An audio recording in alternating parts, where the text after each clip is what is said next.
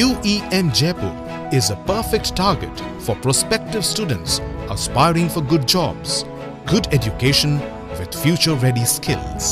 দেশে টিভি 9 বাংলা আমি আত্রি আপনাদের সঙ্গে আর এই মুহূর্তে যে খবর দেব আরো এক গ্রেফতারি এবার সব্যসাচী দত্ত।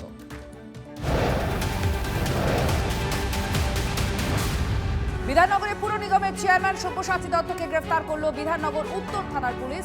সল্টলেকের একজন ব্যবসায়ীর অভিযোগ আর সেই অভিযোগের ভিত্তিতেই গ্রেফতার করা হয়েছে সব্যসাচী দত্তকে। সায়ন্ত আমাদের প্রতিনিধি আমাদের সঙ্গে রয়েছেন। সায়ন্ত, একের পর এক কাউন্সিলর গ্রেফতার হচ্ছিলেন, কিন্তু সব্যসাচী দত্ত একটা বড় নাম, তার বিরুদ্ধে তোলাবাজির অভিযোগে তাকে যে গ্রেফতার করা হয়েছে, কি জানা যাচ্ছে এখনো পর্যন্ত, কি কি তথ্য রয়েছে এই বিষয়ে?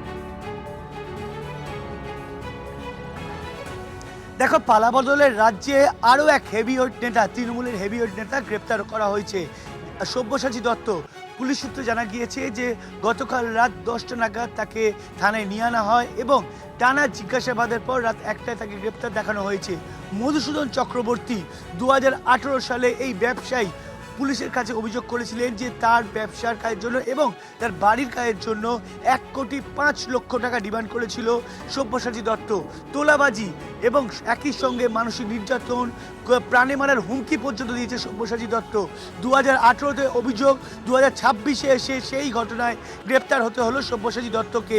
টানা 8 বছর পুলিশের বিরুদ্ধে অভিযোগ ছিল এই ব্যবসায়ীর, কারণ বারবার করে অভিযোগ দায়ের করা হয়েছে, বারবার করে অভিযোগ করা হয়েছে সব্যসাচী দত্ত এবং তার অ্যাসোসিয়েটদের বিরুদ্ধে পুলিশ সম্পূর্ণ নিষ্ক্রিয় থেকেছে এবং কারণ তখন তৎকালীন তৃণমূল প্রশাসন পুলিশকে ব্যবস্থা নিতে দেয়নি এবং অবশেষে প্রায় যে পালাবদল ঘটতেই মধুসূদন চক্রবর্তী সেই 8 বছরের পুরনো অভিযোগের ভিত্তিতে গ্রেপ্তার করা হয়েছে সব্যসাচী দত্তকে। আমার সহকর্মী কল্যাণকে বলবো দেখানোর জন্য বিধাননগর উত্তর থানা, এই থানার লকআপেই আপাতত সব্যসাচী দত্ত রয়েছে।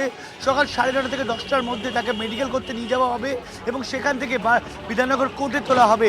তবে সবথেকে গুরুত্বপূর্ণ বিষয়, শুধুমাত্র এই মধুসূদন চক্রবর্তী নয়, এই ধরনের অভিযোগ কিন্তু বিধাননগরের একাধিক ব্যবসায়ী রয়েছে।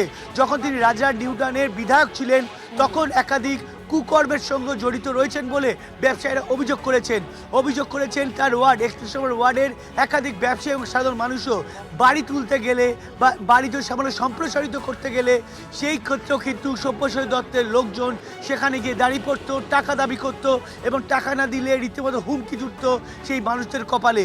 স্বাভাবিকভাবেই এই অভিযোগ দিনের পর দিন হয়ে এসছে। নিজের প্রভাবের কারণে পুলিশকে অভিযোগ নিতে দেয়নি, এমনকি এই দোর্দণ্ড প্রতাপ নেতা কিভাবে নিজের প্রভাবের জেরে গোটা এলাকায়, গোটা বিধাননগর জুড়ে কুকর্ম চালিয়েছে সেটাও কিন্তু ব্যবসায়ীরা একে একে মুখ খুলতে শুরু করেছেন। স্বাভাবিকভাবেই এই অভিযোগের অবশেষে প্রমাণ নিয়ে পুলিশ গতকাল রাতে তাকে তুলে নিয়ে আসে তার রায়গাছির ফ্ল্যাট থেকে এবং তারপর তাকে গ্রেপ্তার করে। আপাতত কি আলাদা কোনো বন্দোবস্ত করা হয়েছে? কারণ আমরা এই ডিম থেরাপি প্রায়ই দেখছি, সেই জায়গায় দাঁড়িয়ে আলাদা কোনো বন্দোবস্ত থানার তরফ থেকে কিছু করা হয়েছে যাতে যখন বের করা হবে সব্যসাচী দত্তকে তার জন্য? দেখো, অন্যান্য থানার ক্ষেত্রে যেখানে রাস্তার উপরে গাড়ি এসে যাওয়ায় গাড়িতে থানা থেকে যে অভিযুক্ত তাকে গাড়িতে তোলায় তার যার জেরে ডিম ছোড়া হচ্ছে, তার গায়ে ডিম পড়ছে, কিন্তু বিধাননগর উত্তর থানার ভেতরটা কিন্তু অনেকটা ভেতরে এবং যে কারণে কোনো গাড়ি যদি ভেতরে নিয়ে যায় তাকে সেখানে কোনো সাধারণ মানুষের ভেতরে প্রবেশ করতে পারবে না, যে কারণে সেখান থেকে গাড়িতে তোলা হবে সব্যসাচী দত্তকে। যদিও পুলিশের তরফে কিন্তু যাবতীয় ব্যবস্থা রাখা হচ্ছে, বিশেষ করে কোর্টে কিন্তু যাবতীয় ব্যবস্থা রাখা হচ্ছে বলে পুলিশের তরফে জানানো হয়েছে। সব্যসাচী দত্তের উপরে কিন্তু মানুষের ক্ষোভ রয়েছে বিস্তর এবং সেই ক্ষোভের বহিঃপ্রকাশ আজকে কোর্টেও দেখা যেতে পারে বলেও মনে করা হচ্ছে। ধন্যবাদ সায়ন্ত, আমাদের প্রতিনিধির সঙ্গে ছিল।